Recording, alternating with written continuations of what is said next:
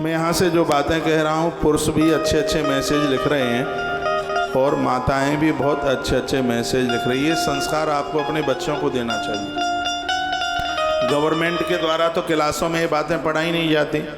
आप कथा क्यों सुनते हैं? इसलिए कि ये बातें आप अपने बच्चों को बता सकें। कोई बच्चा नौकरी के लिए जाता है तो उसे पहले ट्रेनिंग दी जाती है। आपकी बेटियां ठीक से ससुराल में क्यों नहीं रह पा रही हैं? क्योंकि बेटी ससुराल जा रही है, उससे पहले ठीक से ट्रेनिंग नहीं दे पाए आप उन्हें कुछ बता ही नहीं पाए, आप उन्हें कुछ समझा ही नहीं पाए। बेटा ससुराल जावे, गृहस्थ की सीढ़ी पर पाँव रखता है, उसको कोई समझाने वाला होना चाहिए। क्या आपने कथा में नहीं पढ़ा? जिस समय माता पार्वती अपनी ससुराल जाती है, सीता माई अपनी ससुराल जाती है, तो ये माताएं अपनी बेटी को बिठा करके समझाती हैं। तो चौपाइयाँ वहाँ की बहुत हैं, जहाँ पर माता मैना ने अपनी बिटिया को समझाया था, पातिव्रत धर्म समझाया था। पति के चरणों में श्रद्धा रखना कितनी बड़ी उसकी विशेषता, महिमा, ये स्वयं उस माँ ने बताया था। लेकिन आज कुछ बताया नहीं जाता। हाँ, बताया जाता है, कहा जाता है बेटा आराम से जगना नहीं, निमोनिया हो जाएगा। बस अपने आदमी को ही मानना है। सास कुछ कहे तो मुझे फ़ोन कर देना, इसको मैं सीधा कर दूँगी। ये जितनी समधिन हैं ये आजकल अपनी सास को सीधा करने में बहुत ज़्यादा लगी हैं, लेकिन उनको ये नहीं पता है कि तुम्हारे घर की बहू की जो माँ है वो भी तुम्हें सीधा करने की तैयारी में लगी है। वो तो जैसे को तैसा है। अपने आप को सीधा करिए, समधिन को सीधा मत करो।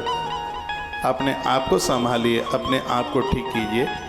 कथाएं कहानी किस्सा बन करके न रह जाएं, ये कथाएं जिंदगी बन जाएं, ये कथा जीवन बन जाए। जो जीवन में बेटे वाला है वो बेटी वाला भी है, जो बेटी वाला है वो बेटे वाला भी। अपने घर को आनंद के समुद्र में, आनंद की सरता में डुबकी लगाओ, आनंद हो जाएगा। तो थोड़ा सा जीवन है, काय की लड़ाई, काय के झगड़े, ईश्वर के भरोसे पर सत्कार्यों के साथ जीवन जिया जाएगा तो जिंदगी जीने में बहुत आनंद आएगा। परिवर्तन कीजिए अपने आप का। अभी इस कथा को सुनिए,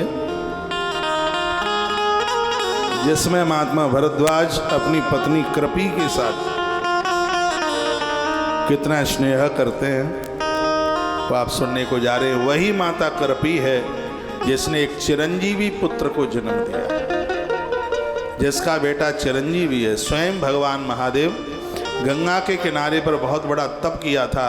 गुरु द्रोणाचार्य ने, भगवान महादेव स्वयं प्रसन्न हो गए थे, प्रकट हो गए थे। कहा वरदान मांगिए, वरम बुरु ही वरदान मांगो। आंख में आंसू आ गए, द्रोणाचार्य की आंख में आंसू आ गए और वह कहने लगे मेरे पिता भरद्वाज एक योग्य पोता यानी एक योग्य नाती चाहते थे, तो मेरी तो आपसे बस प्रार्थना है कि मेरे घर में कोई दिव्य आप जैसा कोई पुत्र। का मुझ जैसा कैसा? वो कहते हैं जैसे आपकी कभी मृत्यु नहीं होती वैसे ही मेरे पुत्र की कभी मौत न हो, मुझे एक ऐसा चिरंजीवी पुत्र चाहिए। तो भगवान ने कहा तो ऐसा तो मैं ही हूँ, तुमने मेरे लिए तप किया है तो मेरा वरदान है तुम्हें ऐसा बेटा मिलेगा जिसकी कभी मौत नहीं होगी, वो चिरंजीवी होगा।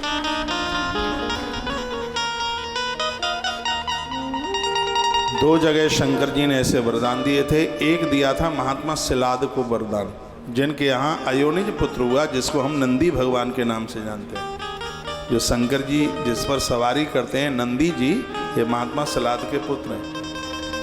हाँ, बछड़ा बनने का वरुण लोक की एक लंबी कथा है, उसको मैं आपको सुना दूंगा। ये बछड़ा कैसे बन गए, नंदी वृषभ कैसे बन गए।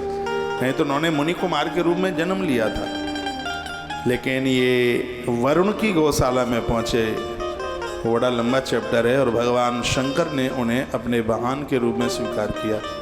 तो शंकर जी ने महात्मा सिलाद को भी वरदान दिया कि कभी जिसकी मृत्यु नहीं होगी ऐसा बेटा तुम्हें हमें प्रदान हम तुम्हें करेंगे। स्वयं शिव ही नंदी बने। महादेव के 112 अवतारों में नाम आता। और महात्मा भरद्वाज के पुत्र द्रोणाचार्य ने भी वरदान में यह मांगा था पिता के पुत्र की मृत्यु होती है उसे भारी कष्ट होता है। मैं नहीं चाहता बहुत मेरे पुत्रों एक हो, लेकिन वो एक हो चिरंजीवी हो जिसकी मृत्यु न हो। भगवान ने कहा तो हम ही तुम्हारे पुत्र बन करके आ गए।